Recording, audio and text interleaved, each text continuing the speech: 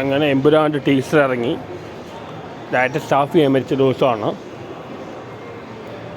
Teaser വെച്ച് പറയുകയാണെങ്കിൽ ഒരു ഹോളിവുഡ് സ്റ്റൈൽ മേക്കിംഗ് ആണ്. മലയാളത്തിൽ ഇങ്ങനെ സിനിമ ഉണ്ടായിട്ടില്ല. ഒരു മിഷൻ ഇമ്പോസിബിൾ അല്ലെങ്കിൽ ക്യാപ്റ്റൻ അമേരിക്കയിലെ പോലെ ഒരു ടോം ക്രൂസ് ഫിലിം പോലെ ഉണ്ട്. ഉഗ്ര മേക്കിംഗ് ആണ്. പൃഥ്വിരാജൻ ഡയറക്ടറിൻ്റെ ബ്രില്യൻസ് കാണിക്കണം. ഇത്രയും രൂപ ഇൻവെസ്റ്റ് ചെയ്തിട്ട് ഈ പടം ഇങ്ങനെ പൊളിഞ്ഞു പോയിക്കാൻ എന്തായിരിക്കും അവസ്ഥ? ലൈക്ക പ്രൊഡക്ഷൻ ഉണ്ട് ഹാസ്യമായിട്ടൊപ്പം. മോഹൻലാലിന് വളരെ സ്റ്റൈലിഷ് കാണിക്കണം. ഈ റോൾ മോഹൻലാലിനെക്കാട്ട് മമ്മൂട്ടിക്ക് ചെയ്യാൻ പറ്റും. മമ്മൂട്ടി വളരെ സ്റ്റൈലിഷാണ്. ഈ പാട്ട് വിജയിക്കണമെങ്കിൽ അടുത്ത ഭാഗം വരും.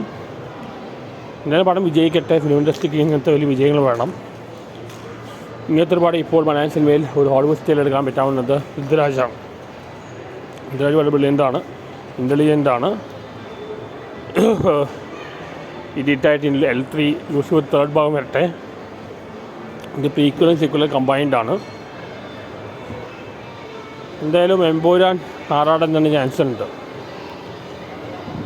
ലാലേട്ടൻ, മഞ്ജു വാര്യർ, ടോവിനോ തോമസ്, പിന്നെ ആരാണ്, പൃഥ്വിരാജ്, ഷാനി അയ്യപ്പൻ, വലിയൊരു താരനിരയാണ്. വേറൊരു പുതിയ ഫാസ്റ്റിലോ ആരെങ്കിലും ഉണ്ടോ അറിയില്ല. എന്തായാലും പടം വലിയ വിജയമാവട്ടെ. ഫിലിം ഇൻഡസ്ട്രിക്ക് ഇങ്ങനത്തെ വിജയങ്ങൾ ആവശ്യമുണ്ട്. ലാലേട്ടൻ ഇപ്പോൾ ഇങ്ങനത്തെ ബിഗ് ബഡ്ജറ്റാണ് ചെയ്യുന്നത്. മലയാളം സിനിമ മാർക്ക് കൂട്ടാൻ വേണ്ടിയായിരിക്കും. അതുമാത്രമല്ല, anyway all the best to Mohanlal, Prithviraj and team. Hats off to Mohanlal, Prithviraj.